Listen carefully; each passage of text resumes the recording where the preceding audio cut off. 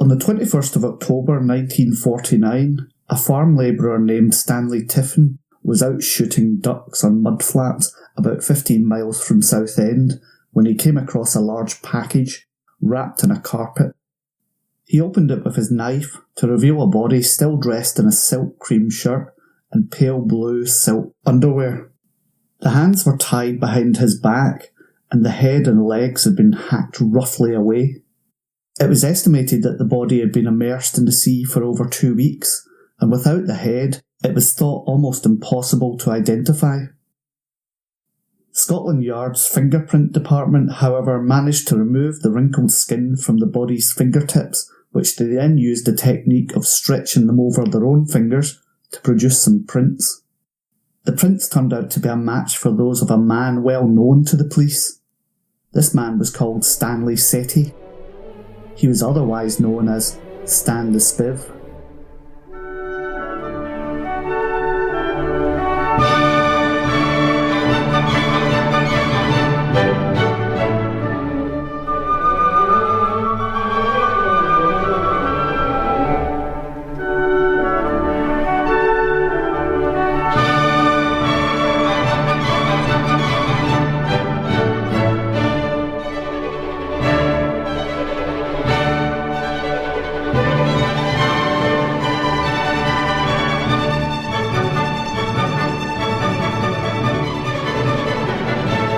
Hi and welcome to the Historical Crimes and Criminals podcast. I'm Steve, your host.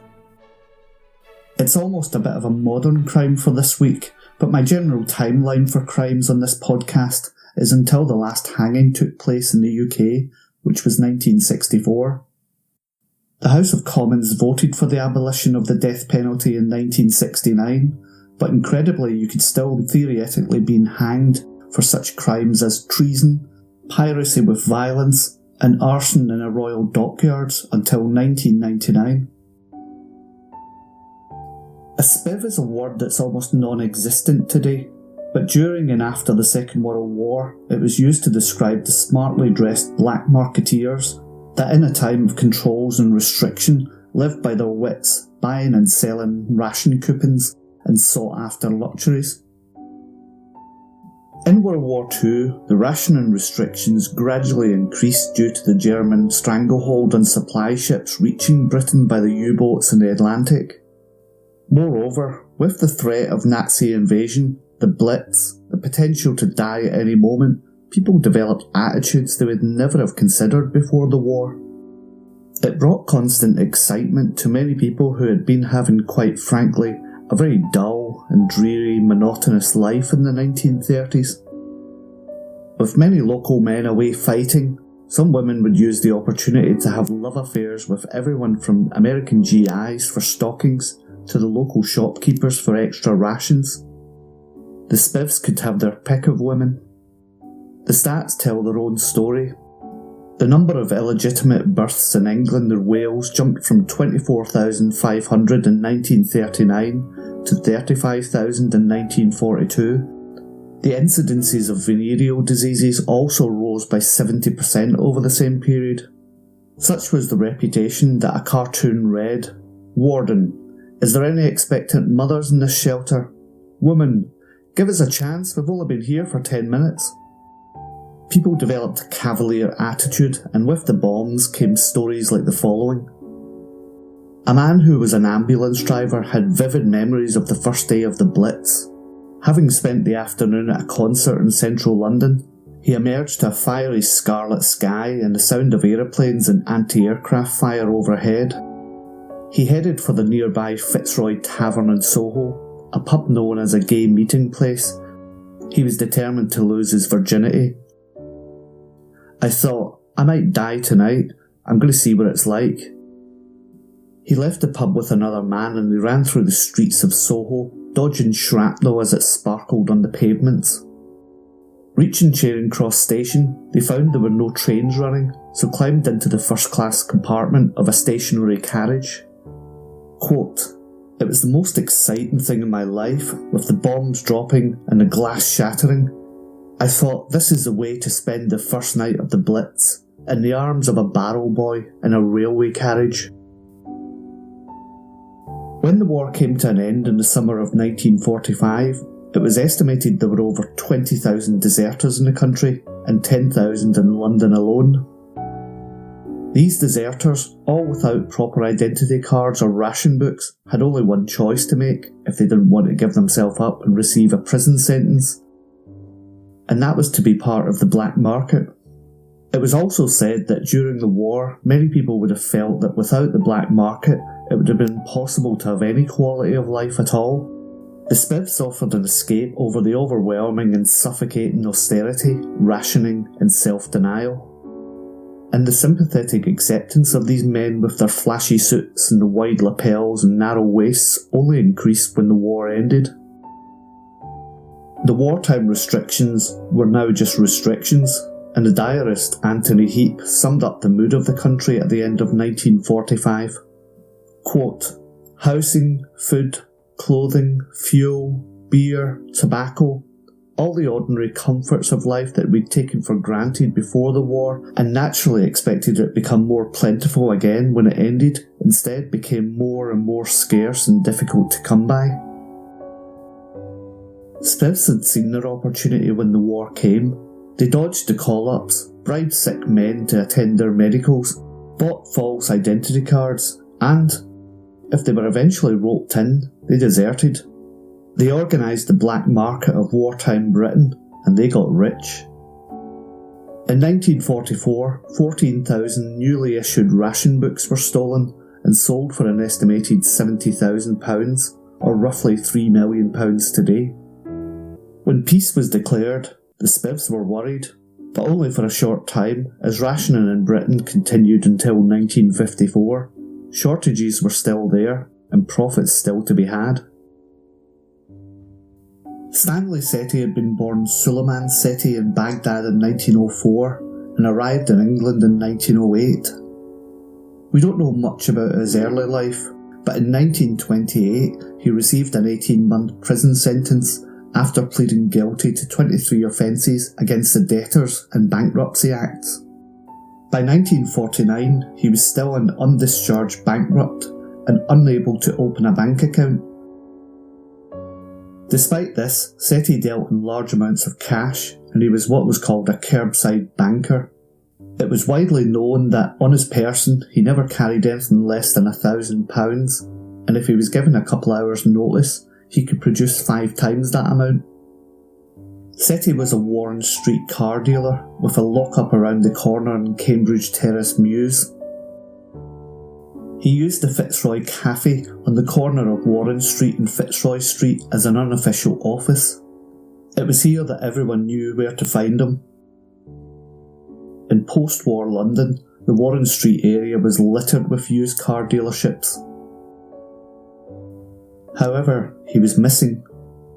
He hadn't been seen since 4th of October 1949 when he sold a Wolseley 12 saloon to a man in Watford, for which he received 200 £5 notes. Setty's Citroën was found still parked outside his garage in Cambridge Terrace Mews. The next day, Setty's brother-in-law called at Albany Street Police Station to report him missing, and it didn't take long before Setty's fellow traders and black marketeers noticed his absence from his usual patch.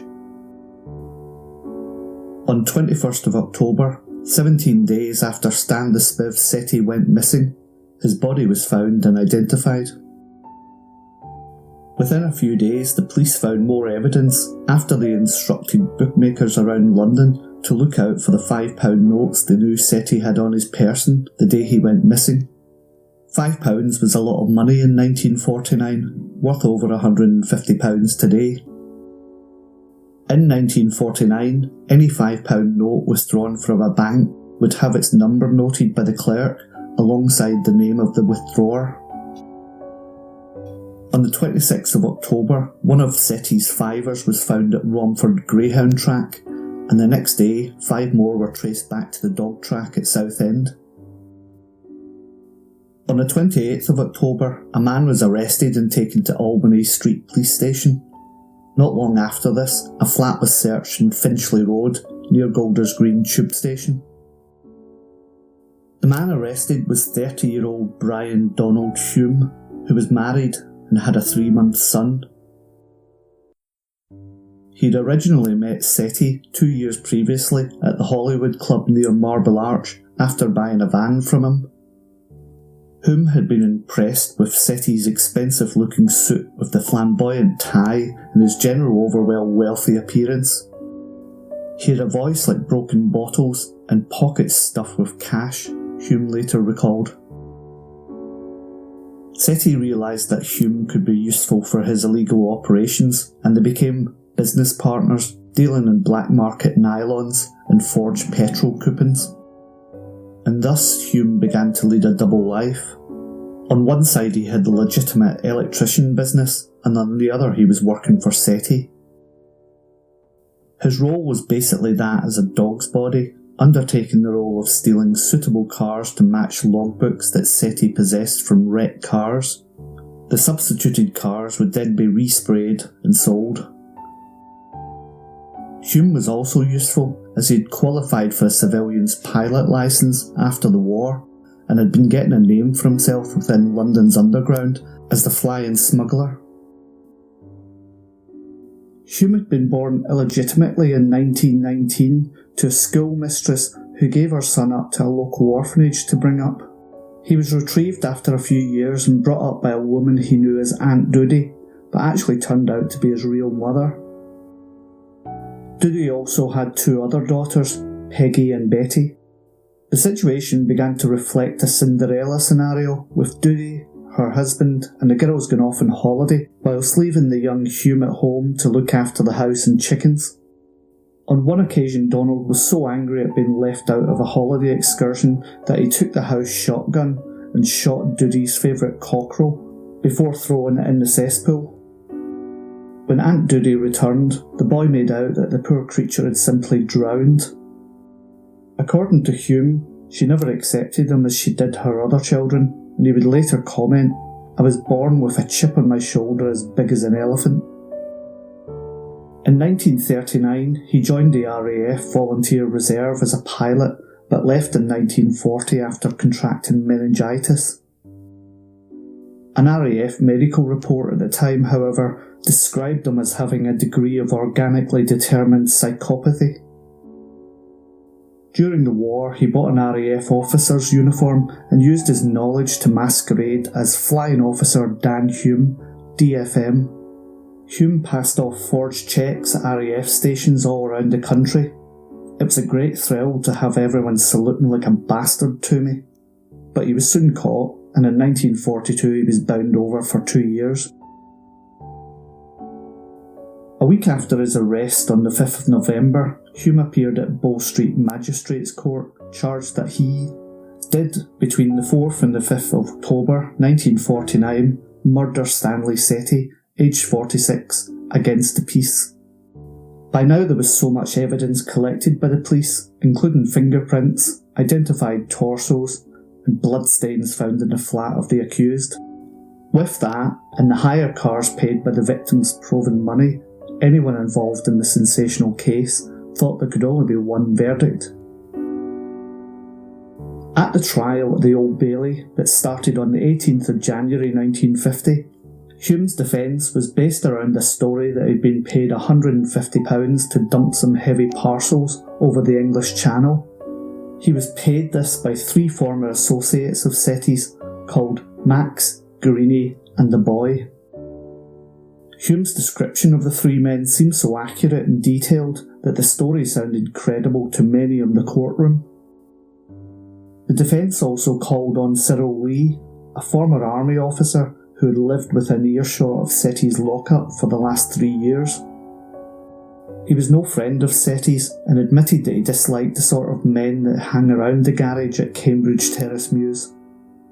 He told the court that although they weren't the sort of people I would like to see around my doorstep, he had heard 2 people that were called Max and the Boy, and he also acknowledged that he'd seen a man who looked like Hume's description of Greenie.